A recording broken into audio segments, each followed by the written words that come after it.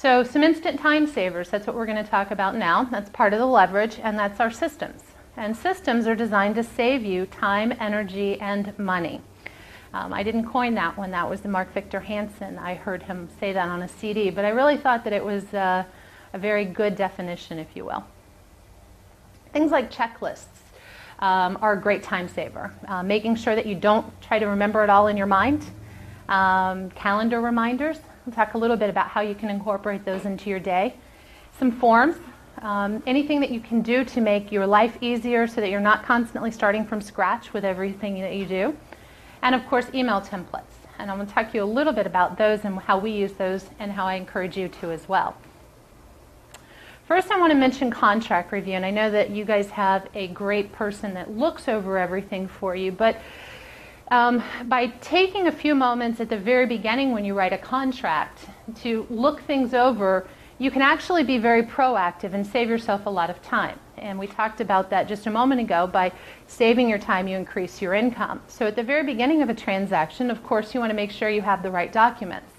Back when I worked at a law firm, we had a seller that came in one day, and he was so excited. Finally sold his business. Problem was, he used a FAR bar contract for a business transaction, and there was no dirt. It was only business. So you can see the dilemma.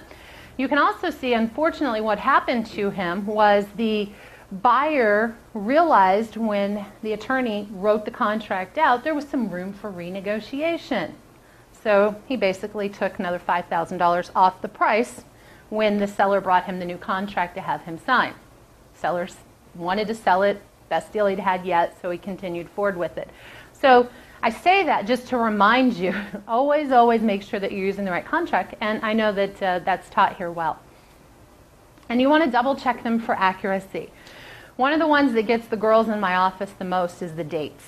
Now, we get excited when we're writing a contract, but we actually create more work for ourselves if we don't take 1 minute to open the calendar and make sure that the 15th doesn't fall on a Sunday. Because when it falls on a Sunday, we have to have conversations with people about, well, that means we're going to close Monday or Friday, or would Tuesday work better? Let's do an addendum and let's create more work and more paperwork and circulate that around. So take a moment when you write your contracts and your seller says 45 days works for me, your buyer says yes, that's great, that you look at the calendar and make sure that's not a Sunday. Obviously knowing who pays for what. Sadly, we've seen some where an unexperienced agent is familiar with or hears that, generally the seller pays for title in Central Florida, explains that to the buyer, and then sadly the contract's not written that way because someone else changed the box and or checked the box because the agent, when they submitted the offer, didn't check that box. So just double check all of those things to keep yourself out of trouble, and also to make it so that you're proactive and you're not creating work for yourself by having to go back and fix things.